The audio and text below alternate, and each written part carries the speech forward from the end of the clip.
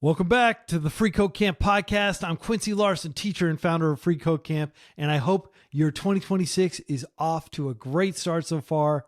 I'm hyped to be interviewing Zubin Pratap, a corporate lawyer who taught himself programming in his late 30s using Free Code Camp, then landed a software engineering role at Google. First, let's jump to some community news. 2025 was a pretty awesome year for the Free Code Camp community. We shipped 129 free video courses right here on the Free Code Camp YouTube channel if you're watching on YouTube. We also shipped 45 full-length books and handbooks. These were all free on the Free Code Camp publication, freecodecamp.org/news. And we shipped 452 programming tutorials and on math, programming, computer science, and 50 episodes of this very Free Code Camp podcast where I talk with devs. So really productive year. And at the end of the year, we launched version 10 of Free Code Camp's JavaScript certification, Python certification, relational database certification, and responsive web design certification. You can earn all these certifications for free and put them on your LinkedIn, your resume, your CV, your personal website, which I hope everybody out there is getting a personal website as a developer. It's important to have your own square of the internet for yourself and not be completely beholden to platforms. And Free Code Camp also shipped the Spanish curriculum, and we shipped a Chinese curriculum too. This is just the beginning of the work we're doing on teaching foreign languages. We have big aspirations, and it's going to take a couple years to get all of this live that we're developing. But if you've ever wanted to learn Spanish, you can learn it interactively. You'll learn pronunciation, introductions, numbers, and more. There are more than 200 steps live, and it's got this cool animated interface where you're talking with different characters. And so it feels like you're going to work as a software engineer in a Spanish speaking country. It's going to be a lot of fun. And we've already got a little bit of A1 live, and we're going to get A2 and B1 live, hopefully some point in 2026, 2027. So aprendemos. And if you want to study the Chinese, 我们去学习好吧? So this is live on freecodecamp.org/learn.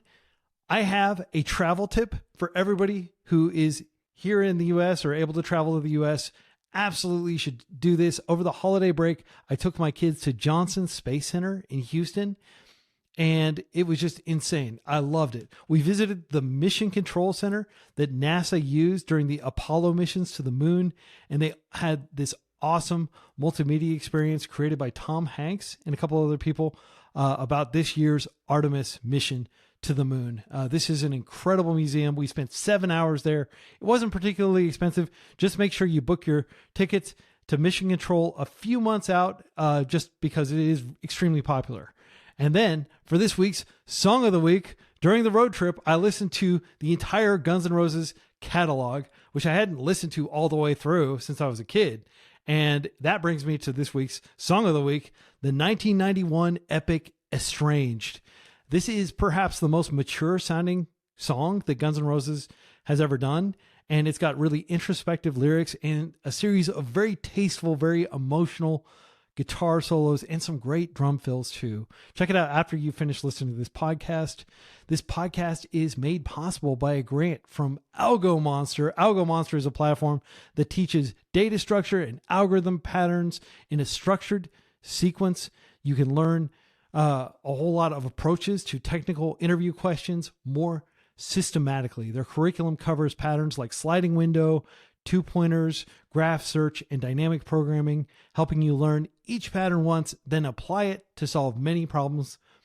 Start a structured interview prep routine at algo.monster/freecodecamp.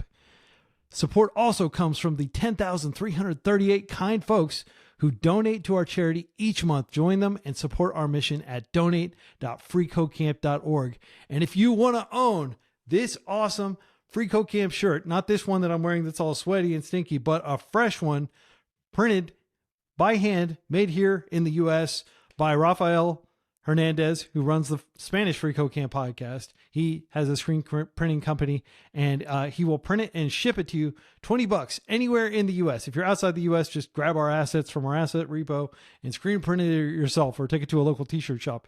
You can do that for your own personal, non-commercial use. But $20 shipped anywhere in the U.S. Check it. Then I am hyped to introduce Zubin Pratap, whom I've known for many years, hung out with in person, both in Australia and here in the States in San Francisco. He's a software engineer and manager from Melbourne, Australia. And after 2 decades working as a corporate lawyer, he taught himself programming using freeCodeCamp.org. Within 2 years, he had landed a job as a software engineer at Google. Now, it wasn't his first developer job. He got a developer job, and then he got Google as his second job. But it's still incredibly impressive for somebody in their late 30s to be doing this. And we talk about how the tools are making programming easier, but other parts of being a developer are getting harder, and how 2009 to 2022 was not a normal job market for devs, and how devs are adapting to the changes in the job market. And we also talk about this quote from him: "The purpose of communication is to be understood," and other lessons Zubin's learned over the years. Zubin Pratap, welcome to the FreeCodeCamp podcast. Hi, Quincy. It's great to be back. It's great to see you. Yeah, you were here in like 2018, 19? I think. Yeah, 18, 19, sometime yeah, it was then. like 6 years ago, Oh, wow. 7 years ago. So we're thrilled to have you back on the podcast. I got my first dev job. Yeah, that's right. Yeah. Yeah, and we're going to get into your developer journey to recap that for anybody who doesn't remember from 7 years ago or missed that podcast. But I want to start, you are uniquely qualified to answer this question. So, of course, LLMs and other AI technology, robotics, computer vision, stuff like that, they're changing a lot. But you have had the opportunity to work as a corporate lawyer. You've done management in industry, and you've worked as a software engineer. And you have a lot of perspective into how these tools are changing all of these fields and changing like the nature of work itself. How are they changing the fields you've worked in? Oh, well, I mean, you can see it everywhere. So ultimately, anything that's done on a computer is data that LLMs, machine learning algorithms can access, right? And then there are patterns that emerge out of the way we use computers, whether it's spreadsheets all the way to X-rays, right? Now, all of these things, the moment we adopted digital technology, we opened the gateway for machine learning algorithms to apply to the data that goes through the digital technology. So law, for example, I mean, there's no secret. There's plenty of legal startups out there helping with large volumes of text. Now, law is a very linguistic, language-based profession, very well suited to LLMs. Even things like management consulting, accounting, etc., use large language models now more and more because it's a very efficient way to process information at a speed and scale and efficiency that we can't do as human beings. Like, there are cognitive limitations we have. So that's fantastic because, frankly, it is a lot of the rubbish work. Heck, even software engineering, I do more projects now than I did even at the start when I was learning, right? Now, part of that is because I'm faster, I know more, I'm able to make better judgment calls. But also part of it is a lot of the crud, low-level setup stuff or the really painful stuff I don't need to do. I can supervise the machine doing that, right?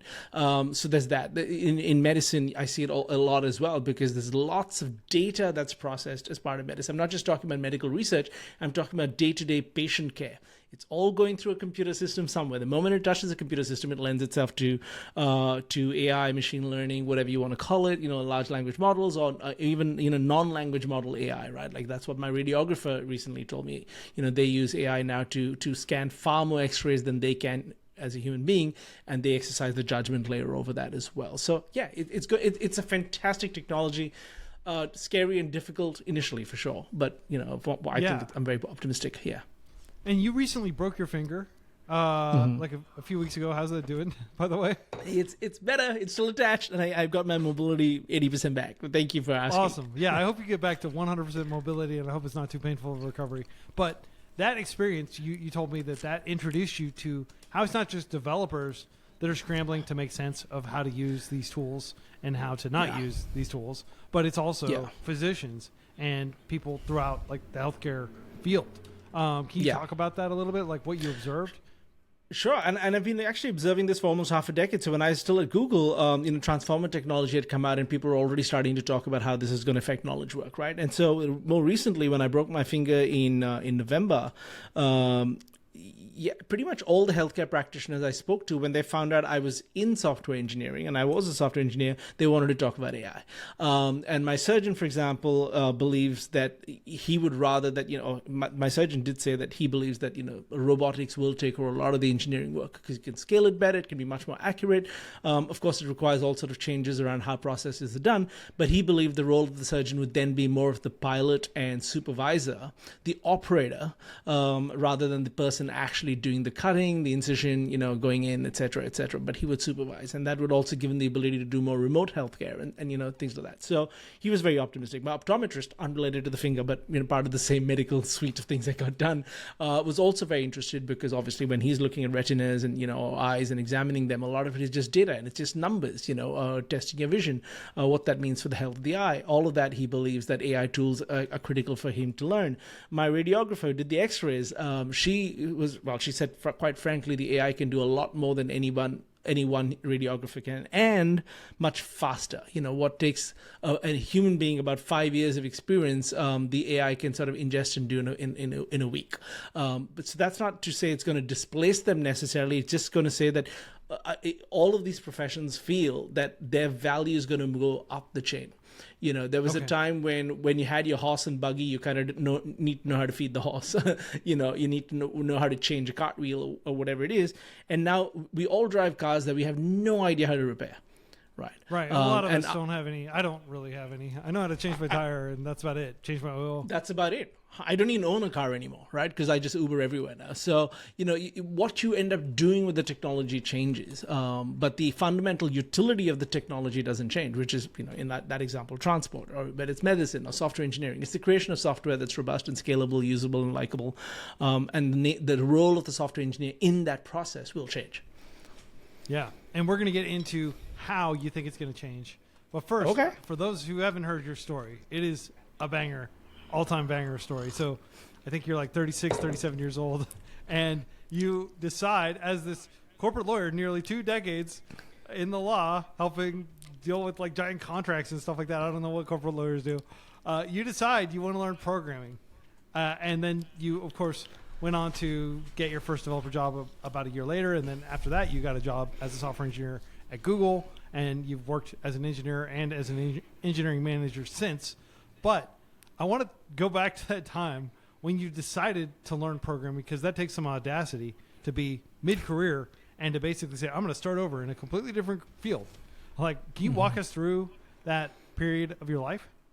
Yeah, and I'm going to compress into like 30 seconds what was effectively almost 5 years, because, I'm almost in my mid-40s now. So we're talking almost a decade ago where the story started. I really started my first attempt at learning to code, I remember distinctly, was 2013, and then I promptly gave up. And then again, I tried in 2014, and then 2015, and then 2018. And then on the fourth attempt, I succeeded. But it was a long and painful journey. And just to remind us all of what the world was like back, let's say in 2013, Uber was starting to get mainstream. Airbnb was starting to get mainstream. We were still very early in the mobile phone revolution. WhatsApp was starting to be quite widely used around the world. But there was no real Instagram penetration at that point in time. YouTube wasn't what it is now. Like, the world was a different place. Spotify wasn't what it is like. None of that existed. And so very different world. And come 2018, when I actually succeeded in learning to code, and my definition of success is I'd learned to code something, over all those years, but not good enough to get a job. And to me, that was the test of, have you learned to code as well? Will someone hire you, right? Because you can actually know how to code without anyone hiring you, but you have to decide what your goal is. There has to be some objective metric for success for yourself, and that was my metric. But I only really seriously started focusing on the job market in 2017, 2018, because I had really bad goals before that. So I sort of achieved various things. When you say bad goals, what do you mean your goals were bad? My goal was, I want to learn to code. And I honestly believe that's a very vague goal. Yeah, too vague. I think you talk about this in your book, actually, right? About having a very specific set of intentional goals, and about actually it's going to take you longer than you realize to get all those skills, but you really have to sort of repeat and go deep, and it's frustrating. And I think people just think we can learn to code because we see some 30-second short or something about, I learned to code in 3 months. But what does that actually mean? Writing syntax is not definitive. Passing some random DSA test is not definitive. On that, like, your goal has to be specific. For me, for a long time, it was I want to learn to code, and I started, Quincy, crazy. I started my starting point was Android programming. Like, that's how little I knew. Where I recommend people start. No, it was 2 attempts, 2 years, and I couldn't figure out anything because there's so much foundational knowledge required. And then I switched to other things. I tried Java. I tried data science for a while. Couldn't figure it out. And it was only when I had to start right at rock bottom, HTML, CSS, then JavaScript. And this is where freeCodeCamp's curriculum, because what it helped me see was, hey, there's a structure. The information has always been there, but without a structure and a sequence, it's like trying to teach a kid calculus before they know arithmetic. It's not going to work. Now, you could say, I want to learn math, right? Okay, that's a pretty big subject, and you got to do it in the right sequence, Right, yeah, and that's like, if you look at software and even the hardware layer, it's just a stack of layers of abstraction. And that's why a lot of computer science curricula, they just start you at C. Like, okay, we're going to learn C, all right? Like, that's what almost everything is built in, and then you'll learn Python later or learn JavaScript later. But, freeCodeCamp doesn't start that way because, frankly, it's demotivating, and it's very difficult to program at C. So we start a little higher up on the stack, and then we go down, but then we go back up, So, and I know no C, so clearly you don't need it to have a job. I know zero C. You don't need it. It's a nice to have. It depends on like how high performance and stuff you need to do. But it doesn't hurt to learn it, and freeCodeCamp has lots of C courses if you want to learn it. David Malin, whom I recently had on the podcast, Harvard CS50 prof, he still recommends people learn C, and he does teach it in CS50. But I don't know C. Like, I'm outing myself as not a true Scotsman, right? I'm not a true dev if I don't know C really well. But no, I have very limited experience with it. Yeah. And one thing I will say is that I think a lot of people tend to have, this is the mental model which I flipped that really helped me and has helped a lot of my mentees over the years, is I get people to identify what they think they need for their goal. And then I will systematically try and strip it back. Because what we tend to do is we tend to want to acquire a bunch of knowledge without analyzing its utility as judged against our goal. There's no end to that, Quincy. There is no end to knowledge, right? There's no end to the amount of information. But time is so finite that per unit of time, if you're not directionally really valid, that knowledge has very little utility to you. And I think people really need to get clear, and I call it the minimum effective dose when I'm mentoring folks, is, what is the minimum effective dose to get you to your result? It's from pharmacology, right? Like, you can throw a bunch of drugs at a problem, but you will probably hurt yourself more than you help yourself if you do that. You're probably better off looking for the minimum effective dose to fix that problem. And it's the same thing with acquiring complex, deep skills. Yeah, and this brings me to a topic that I'd love to talk with you about. So you have observed in our conversation before we started recording that libraries are in a lot of countries. Like, in a lot of countries, you can get on a bus, or you can maybe even walk to a library where there will be tons of books on basically any subject, including mathematics. You can get lots of programming books. You can get books on any skill that you want to acquire, right? And yet, very few people just go to the library and teach themselves physics, for example. Like, correct. Why is that? Because I was listening to a podcast, Farnham Street, I think it was recently, where, I think James Clear was talking about the human brain seems to be very wired to look for shortcuts. We want the magic bullet, the one secret, the one tip, We really want the outcome without the process. And so I think a lot of people don't do the hard yards. I mean, let me ask you this. Do you remember how you talked about when you were learning, you locked yourself in a closet, I think, right? You said, weeks. Yeah. I had to force myself to do that. Because like you, I started and stopped repeatedly, and I would get like shiny object syndrome. I'd go on Hacker News or wherever, and I'd start reading about like all this new technology, and I'd be like, maybe I should learn that. But I had to force myself to learn the fundamentals. Right. And I'm willing to wager that this was in a world where there was less noise and less information than there is today. Because yes, there was Hacker News. Yes, there was Reddit. But these are still very early on. We didn't have the deluge of video-based social media. Like, it was still a noisy world, but somewhat less noisy. And even then, you had to lock yourself, do the really hard thing, which is eliminate things to do and just literally close your world down to such a narrow level that it implicitly meant focus by excluding everything else. And I didn't own a smartphone at the time. Right. Right. I just That had like helps so much. a Nokia dumb phone thing. Right. So I wouldn't even, when I went to the bathroom, I was thinking about stuff. I wasn't looking at my phone. You Phone. know? 100%. And so even that is like an additional challenge now, because when I go to the bathroom, I'm like, oh, all right, let's see what Let's is scroll. going on so right? Yeah. Right. It's so there was easy nothing be to scroll distracted. back then. I agree. And so for you, the big thing then would have been like, it almost doesn't matter what you ended up studying, because look, it's the same, whether you do C from this textbook or that textbook, the C is not different. It's the same thing, right? What matters there is the sheer grit and discipline to stick with one thing long enough till you then know what the next thing is you should do. And at the same time, eliminate all other distractions and shiny objects. Now, that has not very much to do with the library or whether it's FreeCodeCamp or something else. That has to do with just the sheer amount of focus and will and drive you're willing to have. And then, of course, you want to choose the right tool, the right textbook, the right, it's FreeCodeCamp, or whatever it is, people, even if it's not coding. I'm self-taught at the guitar as well. The one rule I had for 10 years was don't buy a second guitar. Right? Yeah. Because it's I tempting. have exactly one guitar and exactly one bass. And I've spent hundreds of hours on both. Because you just get the gear acquisition syndrome, GAS as they call it, and next thing you know, you're more interested in how this is different from that, and it has nothing to do with actually learning your scales, learning your chords. Correct. Practicing. Nothing. Yeah, it's just hundreds and hundreds of hours, and most people think, okay, if I can play, a 3-chord song, that means I've learned, and that's just the beginning. Like, there's so many layers to this, and you got to spend 100. It's the same principle with coding. You can have course acquisition syndrome, you can have language acquisition syndrome, framework acquisition syndrome, but ultimately, it's all programming is just basically instructing the computer to do your bidding, and they start to have the same pattern after a while. It's just like you can write a great novel can be written in any language. It's the story that matters. It's how you craft the novel that matters, right? It's the same principle. And I think those of us who stuck with it long enough realize it was never about the language or the framework or, this course or that course. It was always about getting the right information from the right place that works for you, and that's individual, and then sticking with it for a ridiculously long time. Yes. It's just a matter of time and effort, yeah, right? It is time. Yeah. Well, I want to go back to 2018, I guess your final attempt at learning programming before you met your evaluation criteria of getting paid to code as an employed developer.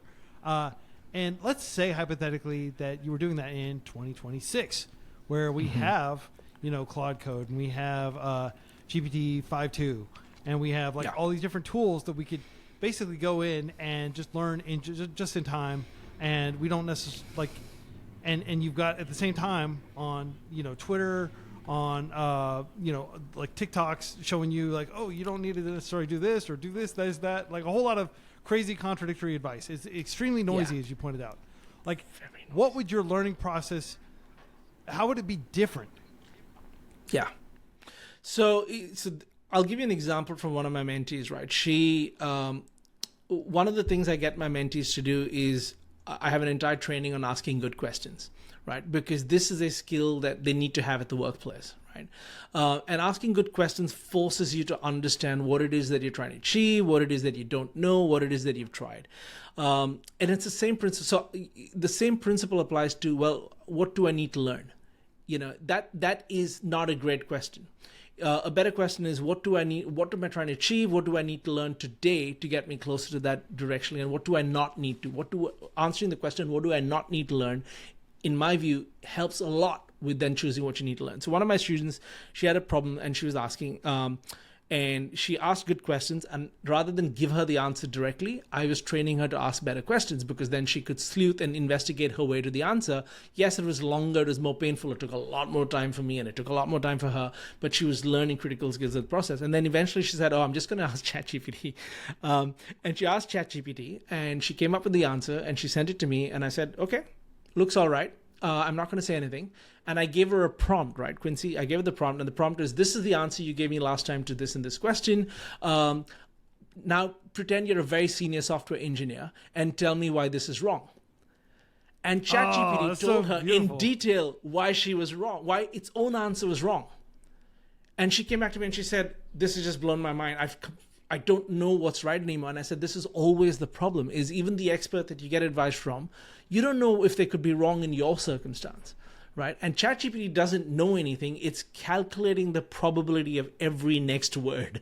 It doesn't know the answer. It's calculating the probability of words in sequence.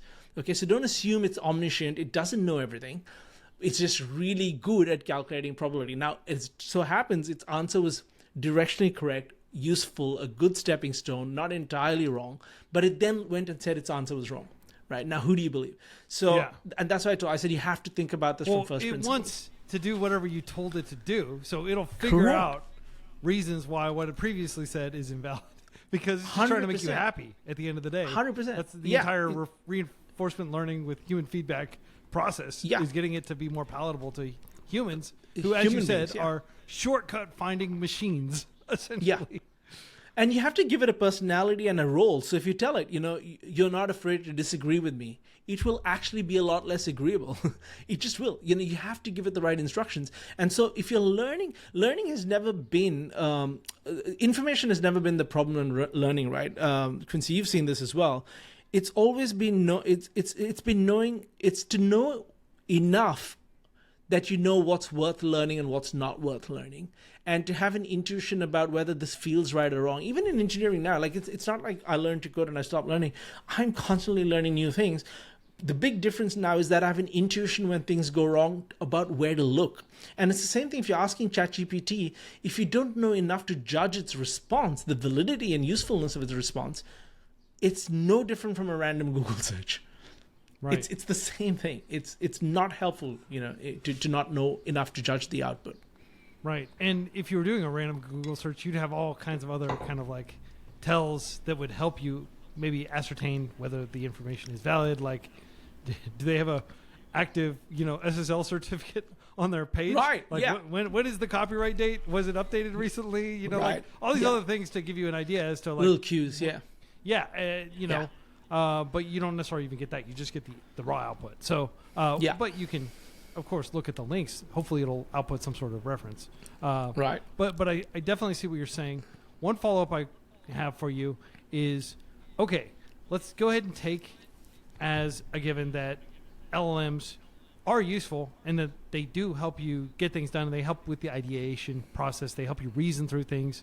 But how would you compare learning through asking and having conversations with LLMs to learning from a textbook that was written by a bunch of PhDs and peer-reviewed by a bunch of PhDs and essentially structured in a way to get you from not understanding anything about math or like a specific field of math like algebra to having a reasonable grasp on algebra and being ready to move to the next algebra book? Yeah. So great question. When I was in law school, like this is, we're talking, almost 30 years ago, it was a ridiculously long time ago. This is before the internet was mainstream. And one of the things I did learn from one of my professors was, to understand what the role of a curriculum is. And many, many years later, this came back to me after I did my MBA. And then I realized, I don't know, maybe should I have done that? Should I have not done that? But this was critical when it came time to learn to code, right? Is if I didn't have a curriculum, I was going to fail, right? And so the role of a good textbook is most people will look at the textbook, look at its title, find out if somebody recommends it, and maybe they'll look at the table of contents, right? The role of a textbook is, in my view, is actually the inverse, is the table of contents is there to tell you all the things you should not do. It's actually the negative space of the information, which is is this textbook sufficient to get me to my next goal? And if I stick to what it says in the TOC, will I get to my intermediate goal, my stepping stone, right? But the benefit of that is not just the content that's in there. It's the fact that in forcing you to focus on that, it's eliminating everything else, right? It's that negative space. And I think that's the role of a good textbook, is to be good enough that you stick with it end to end, learn what you need whether it's one chapter or or the whole thing, because there is no shortage of information in the world. And the problem with textbooks is not that the information is not right. The problem with textbooks is you may not stick with it long enough to learn what you need to learn, because you will jump to something else. Because that's what humans are doing. They're constantly looking for shortcuts, and that's what you and I probably both did. I certainly did when I was learning coding. I was constantly second guessing. Okay, is this actually, like, I'm following this tutorial, but like maybe I can go follow this other tutorial. Maybe that'll be easier. The grass is always greener on the other side, right? 100%. And I'll give you an example from music, right? I'm practicing at the moment for a gig that's coming up. And you play bass and you play guitar, so I've never been a good metal guitarist. Okay, I'm really very bad at it, but I'm trying to learn this piece, so I have to do a bit of tapping. And I have only a Strat, and the problem with the Stratocaster is when you tap on it, there's a lot of that buzz noise comes. I'm thinking, oh, should I go out and pick up one of those, humbucking metal guitars where you could tap a little bit? And I'm like, no, this is not about the pickup on the guitar. This is about the fact that my technique sucks. Yes, just practice on the acoustic. Yeah, Yngwie Malmsteen, the famous Swedish guitarist, I think he's from Sweden, he does all kinds of crazy tapping, and he always plays a Strat. That's like his signature I didn't know guitar. that. There you go. Yeah, so and he's like one of the neoclassical metal gods, if you will. Right? So it can be done. It's just a question of technique, right? Technique. But I was looking for the easy option. Oh, maybe if I just go and drop a few $100s on a new guitar. That's not the solution. The solution is get good at the tool you have. Absolutely. And I think a lot of people just want to buy their way to good skills. Like, I heard it described this way. Like, people love going to the bookstore. They love picking out that Teach Yourself Spanish book. They love putting it on the table and like checking out, because it feels like when you're buying that book, you're also buying the time and the willpower and everything else to get through it. But it's not a question of money. It's a question of prioritizing and allocating time at the end of the day. Totally. And that's why, going back full circle to the library conversation, like, back in history, less so these days, but there were people who, taught themselves the law. They taught themselves the basics of economics, just going to the library. And this isn't, we're talking 200 years ago when there weren't a proliferation of books. There was maybe one book, and you had to find your way to it. Emerson, taught himself a lot that way. And I know that there are business folks today who are alive today who came from nothing, who spent a vast amount of time in the library and only did the only 2 books that were in the library because that's all they had. But that constraint forced them to complete it and then translate that into action. So they didn't keep hopping around, wasting time hopping. They did whatever was available to them and then translated that into action and just kept trying. And they just spent ridiculous amounts of time doing that. Yeah. You're somebody who has changed careers a number of times. Speaking of hopping a lot. And 3 times. Of course, you did like the JD, the Juris Doctorate, become a lawyer. You did the Masters of Business Administration. You may hear us saying MBA. We are saying MBA and not NBA, National Basketball Association. Yeah. Just to get our acronyms laid out there for everybody. And then, of course, you learned programming and went to work as a software engineer, and probably went through an extremely arduous process of learning the best practices that they teach at Google, right? So you've gone through this kind of gamut, this entire gauntlet of different learning.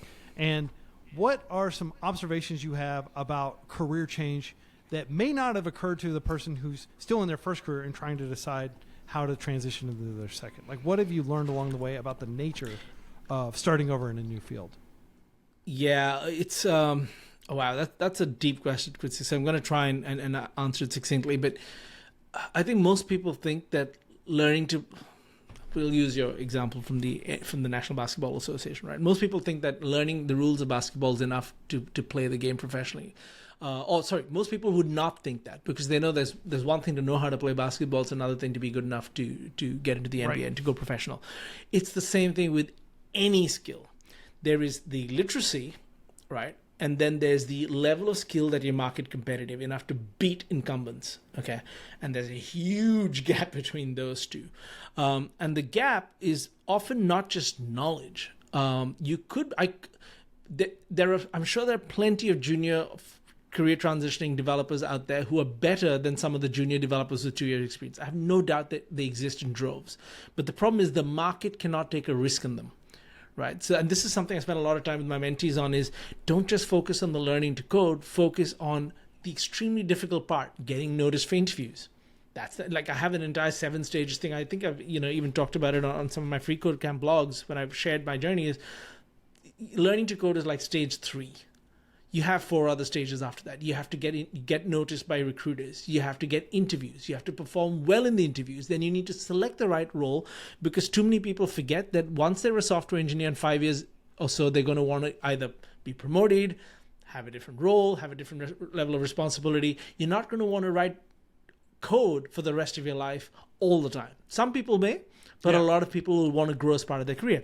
And if they're not thinking about that, they'll accept a really bad first job, maybe get laid off, and then never find something, meaningful, or don't know, because they don't have the skill of being able to work in or attract attention in the marketplace. And this is true of startups too. This is the lesson I learned in startup, right? I built a great technology and I did not market it properly, and so it failed. Right? It's not enough to have a great product. You have to convince the market that it's better than the alternatives. That's a very hard thing to do. Learning the skill is actually easier than convincing a market to take a risk on you. Every single one of the new careers I had, before I asked for a job, when I spoke to the people in that career and I said, hey, could someone like me do this? Everybody was wildly enthusiastic. Yeah, of course, you have the personality, you have the skills, anyone can do anything, all that really good bumper sticker stuff. Or will you give me the job? No. Yeah, exactly. Right? You just got done telling me that you think I can do it. Why aren't you giving the job? Well, I'll have to defend it to HR. I have other alternatives who've got runs on the board, who've got experience in industry. It's a difficult to defend decision. Ultimately, it boiled down to hiring risk. Now, I've been a hiring manager long enough in all my careers to know that that's a very real thing, because it's not often, especially in bigger companies, that hiring is just I've taken a call. No, it's a process with committees and other people, or other people involved and your boss involved, and your job is to find the best candidate you can in the pool that comes to you, in the pool that's available to you. And just because like, and trust someone may not be enough if there's a serious risk or perceived risk. It may not even be a real risk. It's a perceived risk that this person is new. There could be some other staff member who's like, I'm not sure about this guy. He doesn't have a 4-year degree. Or correct. Look at how little experience. Or why is there this gap of like 3 years in a resume or something like that, right?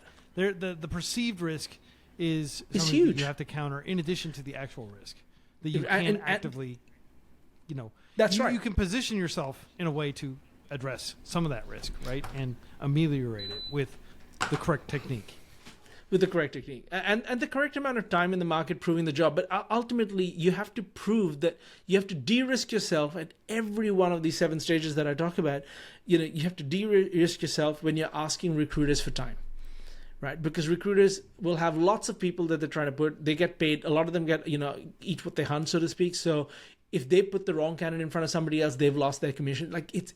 That's a sales game too. I've had recruiters in my podcast talk about this. So you have to understand the recruiter's point of view. Then you have to understand the interviewing point of view from each of the people you're interviewing with. You have to. When I was at Google, I was very lucky. 100% of my interviewers were very friendly to non-traditional backgrounds, right?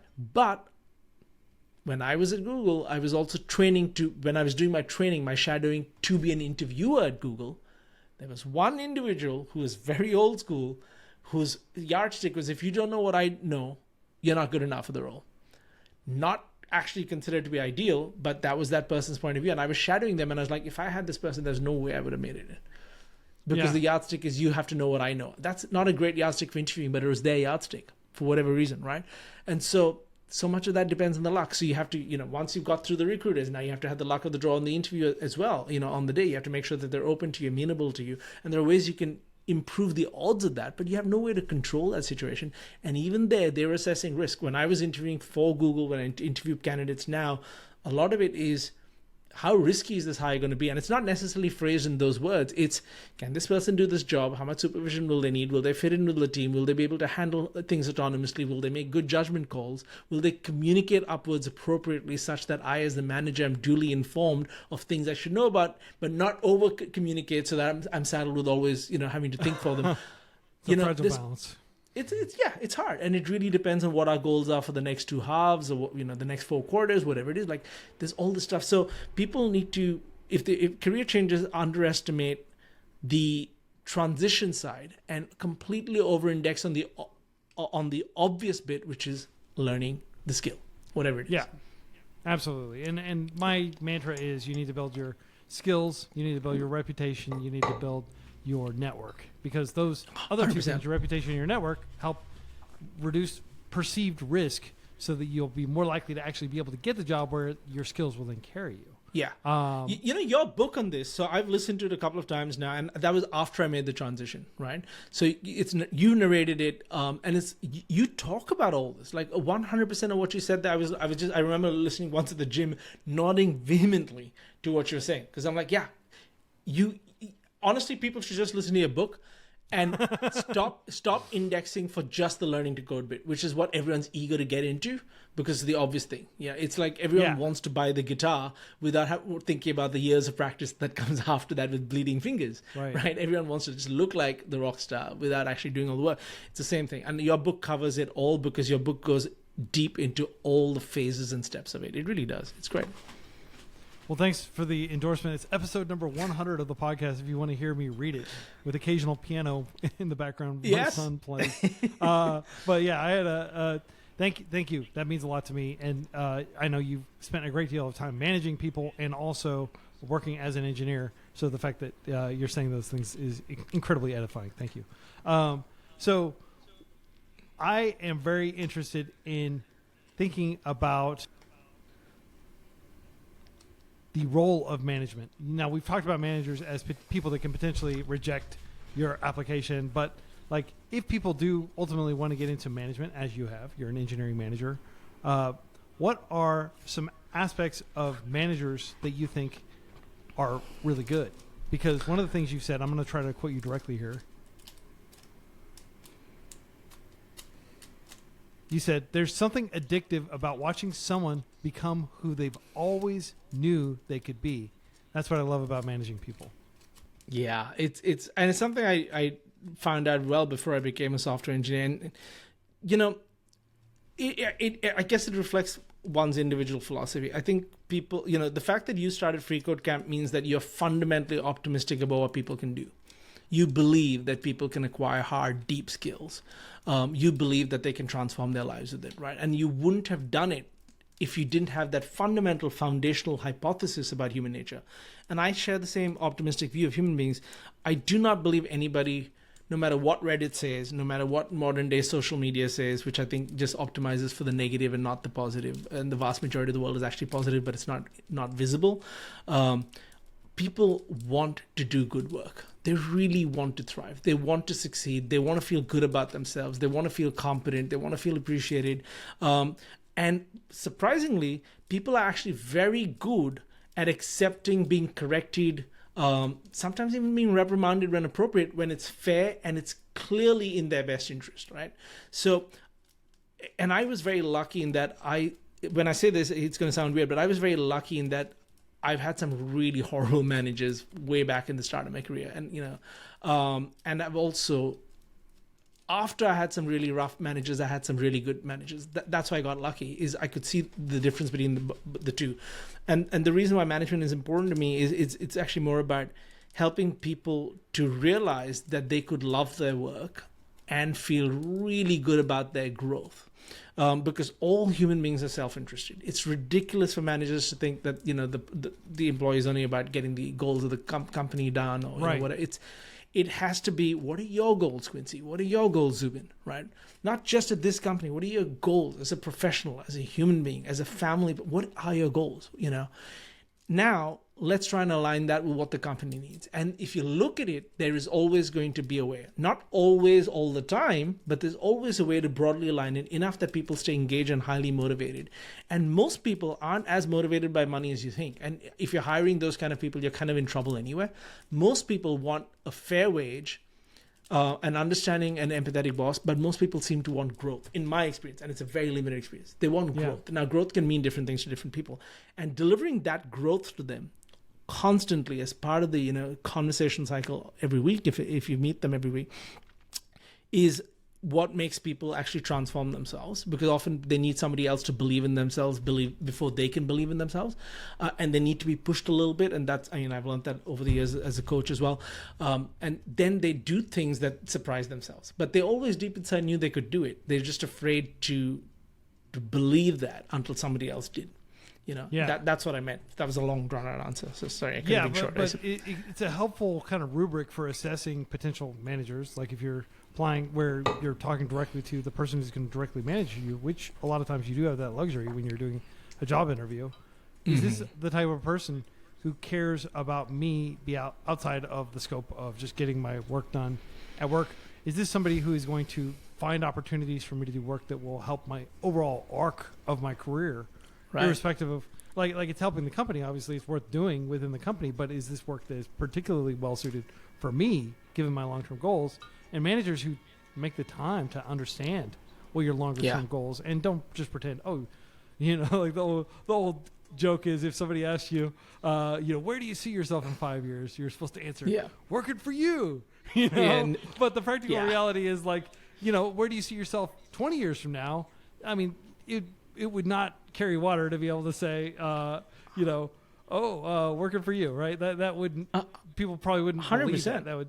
But and it's just say, I'd really like to be, manage it at this field, or I'd like to be an extremely high level individual contributor, right? I talked to Santosh Yadav a couple of weeks ago, and he is really advanced in his career just working as a dev. He doesn't manage anybody. He actually stepped down from a managerial position because he preferred to just be an individual contributor.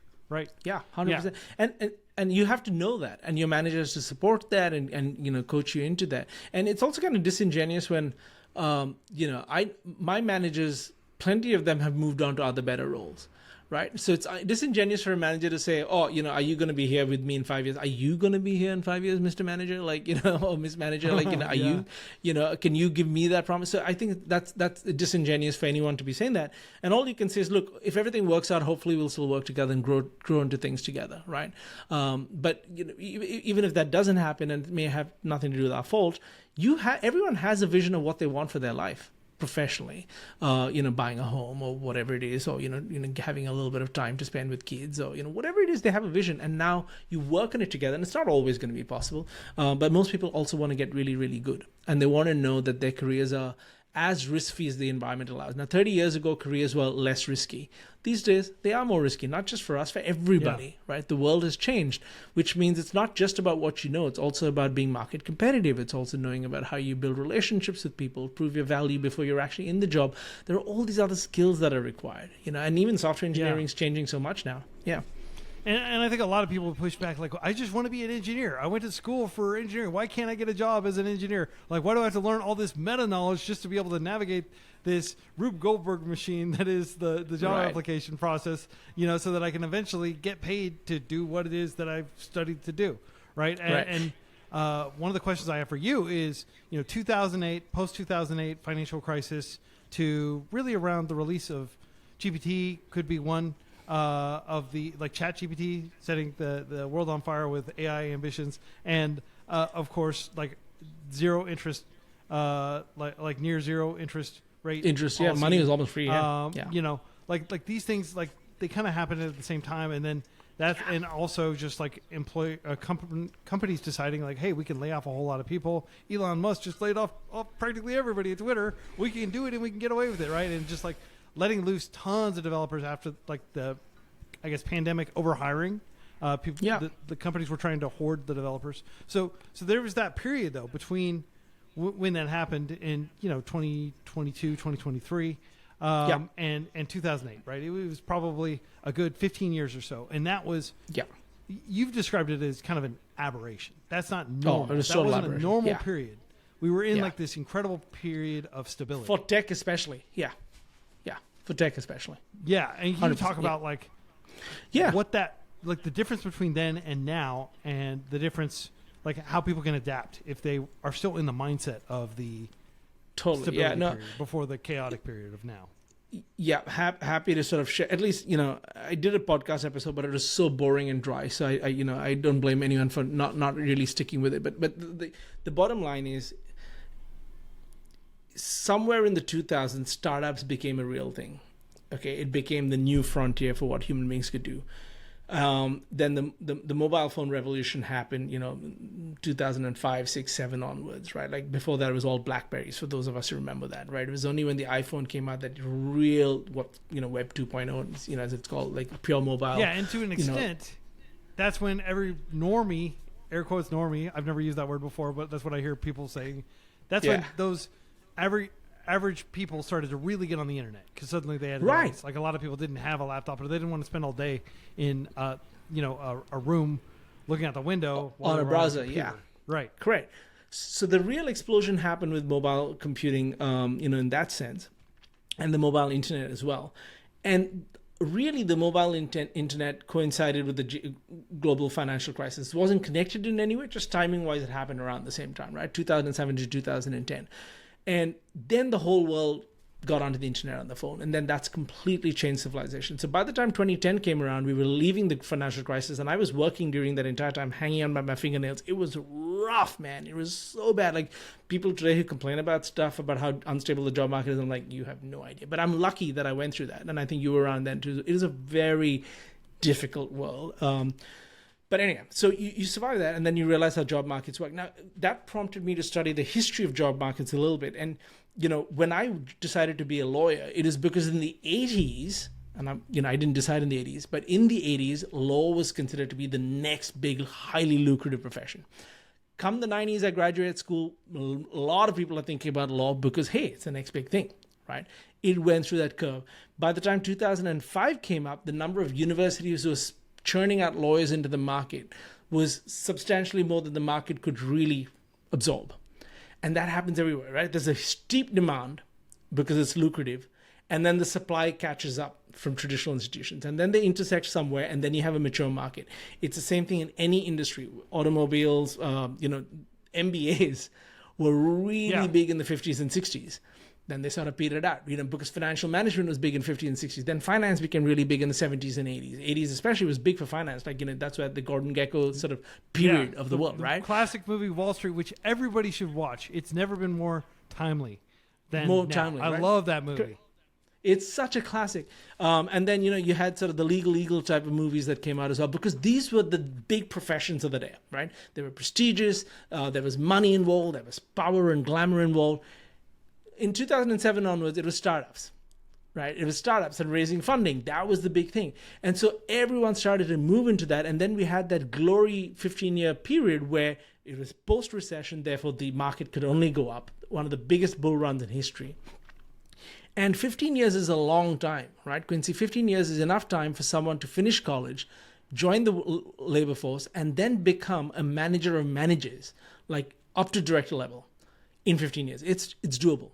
Right, especially if you're sitting on the nose of a rocket ship. If you start a company when it's 20 people and you started there, in 15 years, if it's giant and listed, you're going to be very senior, right? Yes. So the entire careers were built in a non-recessionary environment with almost 0% interest rate, where there was a huge demand for software engineers. Now that supply is starting to catch up and all industries go to the maturing S-curve, now that tech is starting to mature a bit, maybe AI will unlock a whole new thing. I think it may, a new S-curve. But when things start to mature, when demand and supply starts to meet, the kind of options in the job market changes. Now, suddenly it goes from being an employee's market to an employer's market, because there's a rich pool of highly experienced people that have enough mobility in the job place. And it becomes harder for juniors. It was easier for juniors in 2013 than it is today. And that's true of every industry in its era as it goes through the S-curve. Once you understand those principles, you then prepare your strategy for which part of the S-curve you're in. So I'm very optimistic for the next bull run. But now's the time to prepare, and it's going to take 2 years to prepare for that. But if you get your timing right, you then ride the next massive wave, right? Yeah. Yeah, and it's better to be like paddling out toward where you think the wave is going to be before 100%. the wave is. I mean, the wave can still be really far off. There could be no sign that the wave is even there.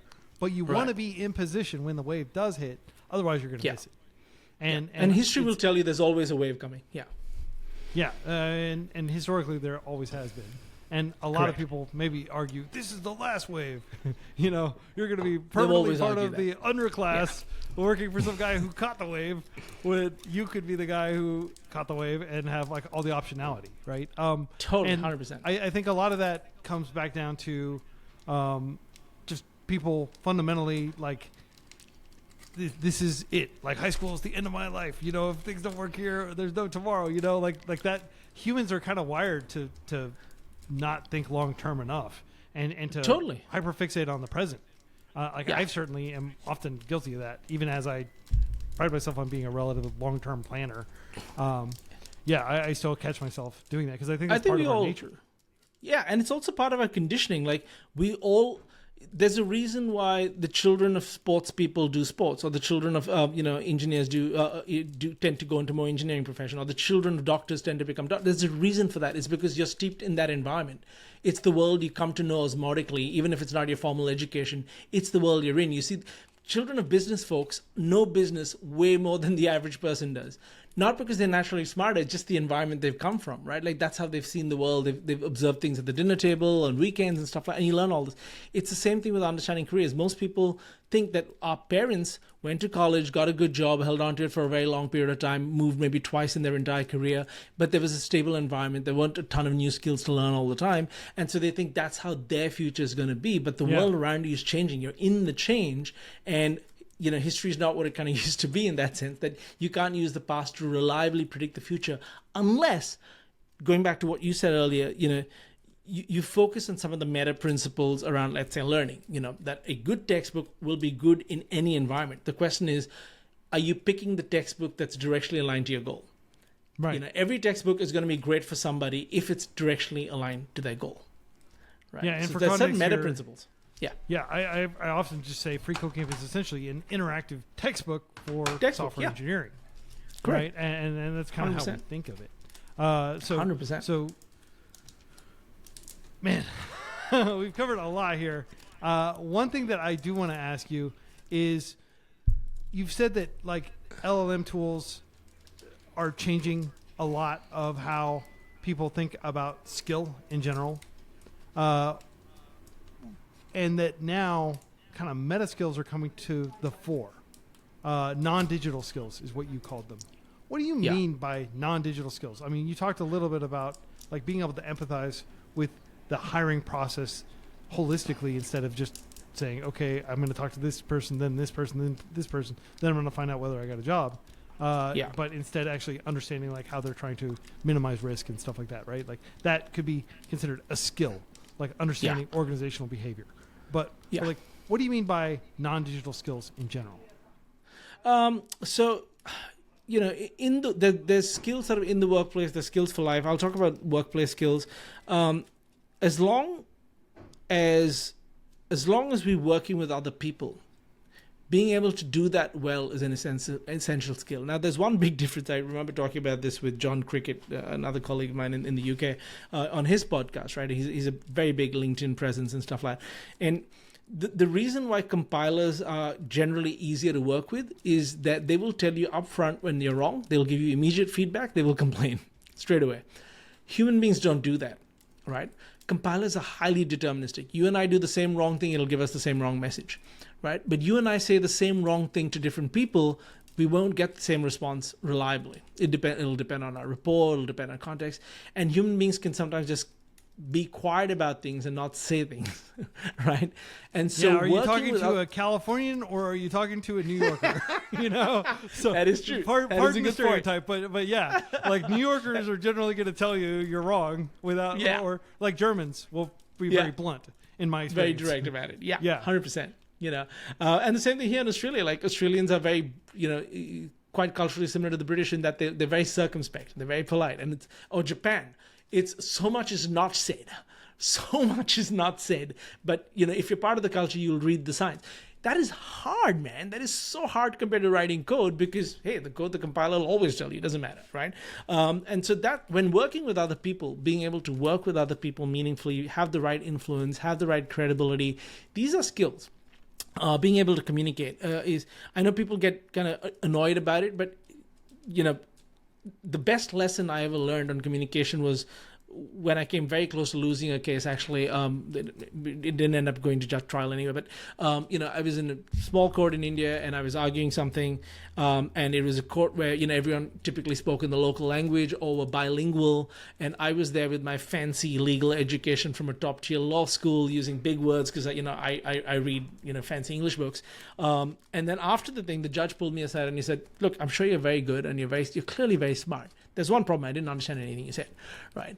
And he taught me the best lesson ever. He said, the purpose of communication is not to say great things. The purpose of communication is to be understood, right? It is a completely different frame. Changed my life, Quincy. That one lesson, I use it in interviews. I use it in managing. I use it in cross-functional sort of collaboration at work, right? Be understood. Be understood to be effective, right? It's kind of what we do with code as well. If the compiler doesn't understand us, it's going to tell us. But if human beings don't understand us, it's not. A lot of them won't tell you, especially when you're working cross-country, like culturally or country. Now, I work 100% remote. I think I work my teams like across 6 time zones globally. It's hard. It has nothing to do with programming at that point in time. It has to do with all your non-digital skills in that context, especially if you're doing remote work or work in larger organizations or really fast-paced work where you're in a small startup, and I've been in that environment too, and you've got to prioritize. Now, how do you influence priorities?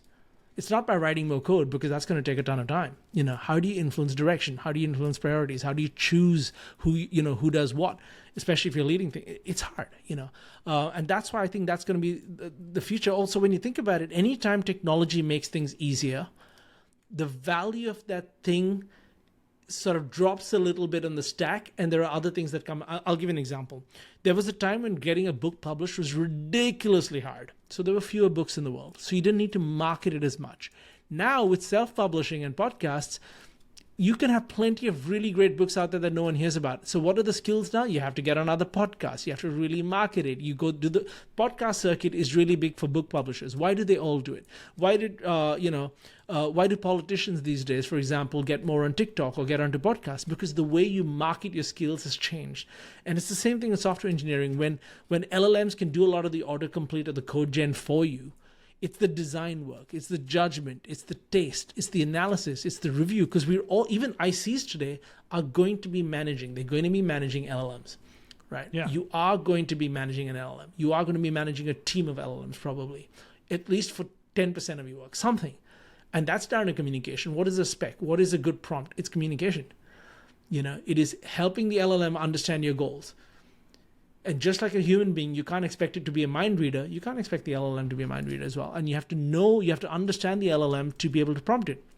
So telling the LLM, tell me why you're wrong, means you understand how LLMs produce the next token, right? It's the same thing as understanding a human being. How does Quincy do his best work? How does Zuben do his best work? What does Zuben not like? Or what does Zuben not respond well to? What does Zuben not do well? Right? You have to my manager has to work around those things too. I have to work around that with my team and understand each person. That's hard because it's completely non-deterministic. Yeah, and again, because you're not necessarily going to have a tight feedback loop like you'd have with a compiler. I love what you said. The purpose of communication is to be understood. You also said anytime technology makes technical things easier, then less technical things become harder. Getting a book published used to be really hard. Now it's just a bunch of emailing files back and forth and maybe emailing back and forth with a publisher, assuming you have a publisher or self-publishing, and then it's the marketing, it's the distribution that becomes hard. Yeah, it gets really hard. Yeah. Exactly. So having recapitulated that, this is the first podcast of 2026. I didn't mention that, but welcome back. Happy New Year, everybody. I want to know, what are your big goals for 2026? What do you hope to accomplish this year? Yeah, I think I'm at a stage in my life when I want to be. I've realized now after 20 something years of being in the workforce, 25 years almost, that what matters to me most is having the freedom and the control to learn the things I want to learn. I really enjoy the work I do, the company I work at, the people I work at. I love it. I want to continue to grow and be of service to them. I want my team to succeed. So that on the professional front, that's what I want to do. On the more personal front, I want to spend more time playing music. And I definitely want to I've been teaching myself the LLM, world now for about a year. it's changing so fast. So I think what I really value there is that I had, when I learned to code the first time around, developed the ability to learn. Like learning how to learn is a real meta skill. And I'm looking forward to stress testing that, because honestly, being an engineer now is quite different from 7 years ago when I started. It really is started, and not just because of the management role, like just the actual act of coding is quite different. And there are a ton of skills involved there. And none of them are, best practices haven't evolved yet. So I think being able to influence the way I work with these tools, being able to help others in my team work better with them is something I look forward to learning, because I think it's going to be the next iteration of what software engineering is all about. I'm really excited to learn that, because it's such a privilege to be in an environment where things move so fast that you have to learn fast. It's great. It's stressful, but great. Awesome. Yeah, so it How sounds about like you, by the way? Sorry, because I know you're going from strength to strength. You guys are doing non-coding curriculum. You're expanding this. What do you want to achieve for 26? Well, we're hard at work on finishing version 10 of the coding curriculum. So freeCodeCamp, like, we're still mainly focused on programming. That's where a vast majority of our resources go, is to the core interactive curriculum. But we are going to have, we already have a little bit of the Spanish curriculum and of the Mandarin and Chinese curriculum. And of course, we've got a lot of English as a second language coursework. We call it English for Developers. So that's already live. And we are going to continue work on that. That is freeCodeCamp's main priority this year. Is just the same thing it's been really for the first 11 years. It's going to continue to be for year 12, year 13, year 14. Correct. Is just heads down creating interactive coursework and teaching people deep, hard to achieve skills, giving people the textbook that they need to be able to get in and get out with confidence and not languish for years. Like, I can imagine if you just try to teach yourself Chinese, just having conversations with LLMs, and you didn't have a book of grammar, you didn't have a book of like pronunciation, you didn't understand. Like, I've learned Chinese for 22 years. That's my big personal goal this year. Is I've been reading a lot of Chinese. Like, I'm talking about like several hours a day, like just reading Chinese, trying to really firm up my understanding of the Chinese characters. And so that when I go back to China, last year I went to this awesome conference in Beijing, put on by the Apache Foundation, Community Over Code. And I want to go back, and I want to understand way more than I understood the first time. I did have a great time there. I gave my presentation partially in Chinese. I had to switch. I was going to ask. It was just taking too long. Yeah, but I'd love to give a presentation fully in Chinese, because my Chinese is a lot better, and I personally believe that just reading comprehension and just massive exposure to a whole lot of text is going to help me get there.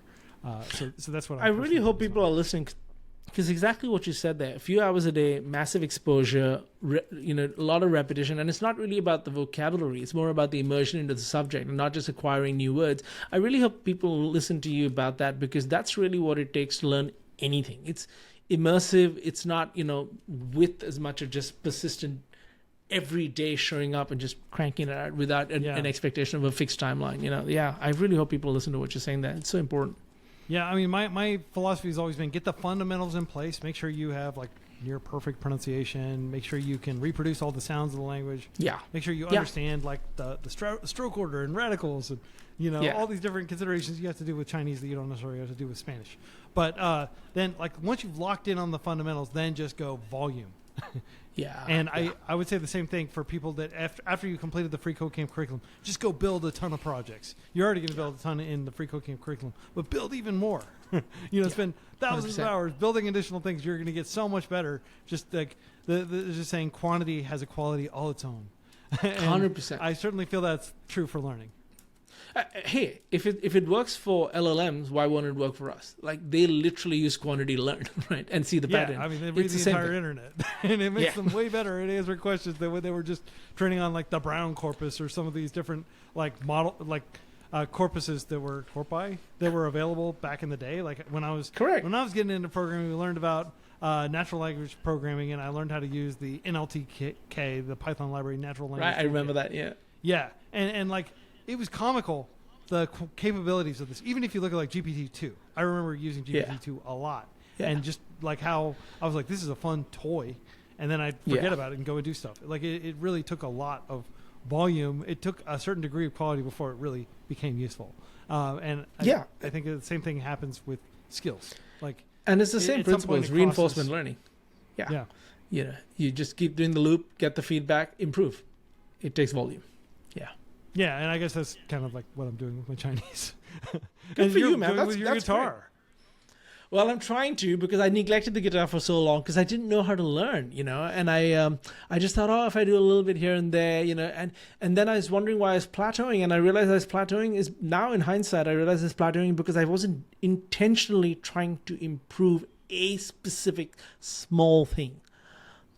And it comes down to technique after a while, so yeah, it's small things. Like once you understand how learning works, you realize how much time you lost because you did it wrong. And what made me think about this, just as a little aside, which may be interesting for some of your listeners, is the Bob Dylan movie, what's it called? No Direction Home or something. The one with Timothée Chalamet. Check it out. Yeah, well, both him and the actress Monica B, I can't remember her last name, who plays Joan Baez, both of them learnt music and guitar from scratch in 4 years to prepare for that role. And they did all the songs themselves.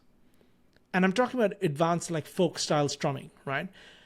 I looked at that and I'm like, that is incredible. That means with the right technique, you can get so good at something.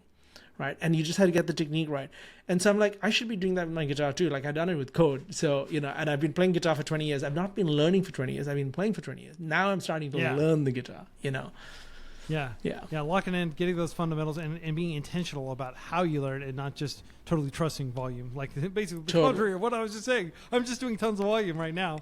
But what preceded that was a whole lot of directional oriented, learning to set me up to, okay, I'm like in the kind of like, I've beaten all the campaign mode and now I'm in the open world mode. Right. I'm just going and doing all the side quests now. That's kind of how I feel about Chinese. That's not to say that I'm like native level or anything like that, but I am very proud of the proficiency I've attained. And I do believe that, like, once you've done enough of that directed learning, you should be able to just go, okay, cool. I'm just going to go learn specific songs, and maybe you don't need the same directionality. But there's a chance that maybe continuing to have that kind of intentionality to your practice will continue to unlock marginal benefit. Yeah, and it also trains you to not just look for the sugary highs, right? Like to just go and jam to one riff. Like, it trains you to think, okay, part of my development is drilling the fundamentals. It's kind of much less sexy and fun. But it is so important to unlock everything else. Just doing some drills, regularly. Yeah. Absolutely. Well, don't neglect those fundamentals, everybody. Zubin Pratap, it's been an absolute pleasure having you back on the podcast after 7 years. And I would encourage anybody who wants to learn more about his backstory, because he did give us like the 30-second, very quick version. If you want a time capsule, if you want to hear, my rate of speech and everything, like I feel like I listened to it earlier today to prepare for this. I was like, man, I talk so slow. Part of it was we wanted to make it more accessible to non-native English speakers who were listening. Yeah. But, now there's like captions and stuff like that. Captioning, Yeah, and I think back then in 2019 or whenever we did the episode the first time, I think you were restarting the podcast after a long time. There's no video. Like, people can see the evolution of freeCodeCamp, of Quincy. Like, there's so much that's changed, and, there's so much growth that's happening. So it's great. So thank you for having me back on. It's always a pleasure to talk to you. One of my fondest memories is having dinner with you here in Melbourne, several years ago. And then being there at the San Francisco. This is when I was learning to code, by the way. I hadn't really gotten any good, but you had that at the GitHub headquarters in San Francisco. Yeah, the Jamstack. The Jamstack. Yeah, that's it. Hackathon. The hackathon. Yeah, we caught up there, and it's been such a pleasure to be, involved in your orbit in whatever way I can to be able to contribute to freeCodeCamp. I've always been a fan of the amazing amounts of service you've done for the community. So thank you again for having me on, and as always, lovely to talk to you, man. It's great. Yeah, and thanks for everything you're doing to mentor folks and help them get into software development. It's a lot of work coaching people. It's not an easy field to get into. Everybody tuning in. Until next week, happy coding.